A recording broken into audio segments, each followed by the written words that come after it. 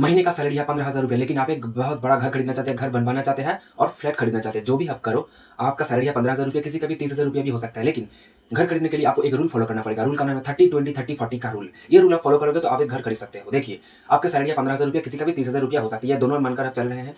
सबसे पहला रूल है दोस्तों 3x एनुअल इनकम। मान लीजिए आपका सैलरी है 15,000 रुपया महीने का होता है, तो आपका ईयरली कितना होगा? 1,80,000 रुपया होगा। 1,80,000 को हम 3 से गुना करेंगे, यानी कि 3x। आपका जो एनुअल सैलरी है उसको 3 से हम गुना करेंगे, जो डाटा आता है वही है आपका घर का प्राइस। मान लीजिए आपका 1,80,000 होता है, 1,80,000 को हम 3 से गुना करेंगे, कितना होगा?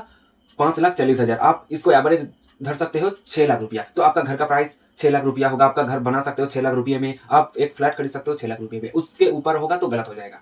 क्लियर है? दूसरे साइड पे देखा जाए, आपका सैलरी है महीने में 30,000 रुपया, एनुअल में हो जाता है दोस्तों 3,60,000 रुपया। इसको हम 3 से गुना करेंगे तो 11 लाख होता है। तो आपका घर का प्राइस कितना होना चाहिए? 11 लाख रुपया। उसके ऊपर नहीं जाना चाहिए। दूसरा रूल है दोस्तों आपका 20% डाउन पेमेंट रूल। आपका घर का प्राइस मान लीजिए 1 लाख रुपया है, तो आपको 20,000 रुपया डाउन पेमेंट करना पड़ेगा, यानी कि आपके पास 20,000 रुपया पहले से होगा। आपको फुल्ली लोन का ऊपर छोड़ देना नहीं है। मान लीजिए आपके अब घर बनवा रहे हैं, खरीद रहे हैं, फुल्ली लोन कर रहे हैं, ये काम आपको नहीं करना है। आपके पास 20% पैसा रहना चाहिए, सेविंग्स करके रखना चाहिए। ठीक है? तो मान लीजिए आपका घर, मैं जो बता रहा था, घर 1 लाख रुपया है, तो आपको 20,000 रुपया आपके जेब से देना है, 20% डाउन पेमेंट करना है। 1 लाख का 20% 20,000 रुपया होता है। थर्ड रूल है दोस्तों आपका 3 ईयर टेन्योर रूल, यानी कि आपका मैक्सिमम, जो लोग 15,000 रुपया महीने में अर्न करते हैं, 30,000 रुपया महीने में अर्न करते हैं, मैक्सिमम 30 साल का आपका EMI करना है। आप देख सकते हो आपके रिगार्डिंग रूल बोलता है 30 साल के आसपास आप करिए, आपका बहुत कम EMI पड़ेगा महीने में। और इसका 30,000 रुपया है तो उसका हाफ आप कर सकते हो, 15 साल का आप EMI कर सकते हो। तो आपके अपने ही चॉइस पर आप करिए।